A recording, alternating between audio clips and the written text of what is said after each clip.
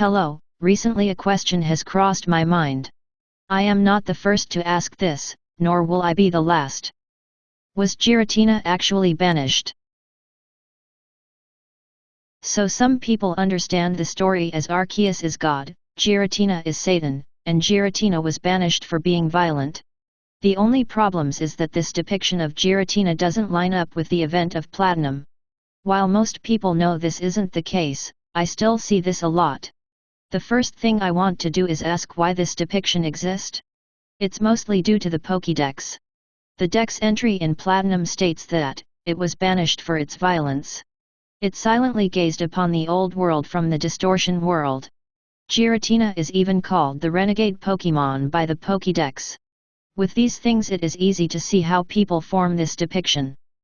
I'll be honest, I do not think this is accurate because this directly contradicts other things in game. This doesn't think the Pokédex loses all credibility, but it's more than safe to say that it doesn't know what it's talking about. One thing I would like to bring to your attention is that Giratina can move between the two worlds. I was doing some reading on Reddit when researching, looking at other people's ideas. One of the things I read is that Giratina is only seen to travel where the separation between the two worlds are weakened. I've done some research and this turns out to be true. However, this means that Giratina still isn't banished.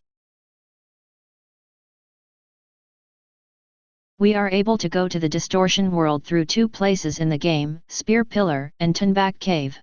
We all know what happens at Spear Pillar. Cyrus messes with space and time. This explains why Giratina can't just appear at Spear Pillar. The thing I really wanted to look at is Turnback Cave. Turnback Cave is also a place where the separation between the normal world and the Distortion World is weakened. However, unlike Spear Pillar, space and time were not actively being altered by Cyrus, using Palkia and Dialga. This would mean that this specific place has always been like this, or has been for quite a while if it isn't the natural state. It would also mean that if it has been tampered with, it isn't going away. So Giratina has a permanent link to the real world, assuming it can't just show up wherever and whenever. Cynthia backs this up. So one of the things that recently sparked me to make this is that I recently did my first playthrough of Platinum. I've had the game, but dropped it for Heart Gold, only picking it back up because Sinnoh remakes were announced. Something that intrigued me was Cynthia's and Cyrus' dialogue about the Distortion World and Giratina. Cyrus compares the two worlds to strands of DNA. They are opposite of each other and required for the other to exist. Cynthia backs this up in a HGSS event. As stated, the Distortion World is very important as it lets the normal world exist. Giratina keeps check over this, meaning it's as vital as Palkia and Dialga are to the world's existence. Giratina stops Cyrus from using Palkia and Dialga to destroy both worlds. Giratina dragged Cyrus to the Distortion World to prevent both of the worlds from getting destroyed by Cyrus' scheme. That's why it dragged only Cyrus.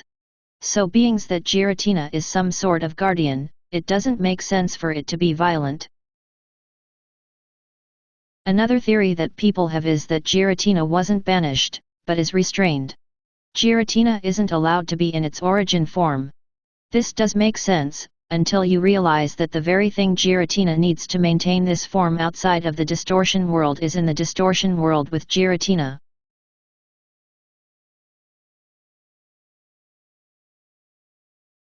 I feel like I have enough evidence to draw a conclusion. Giratina is just like Palkia and Dialga, a godlike being that governs a specific thing. It only steps in when the worlds are endangered. Thanks for watching, I hope you enjoyed. Consider subscribing. My videos won't always be Pokemon or theories, but they'll definitely have some kind of commentary.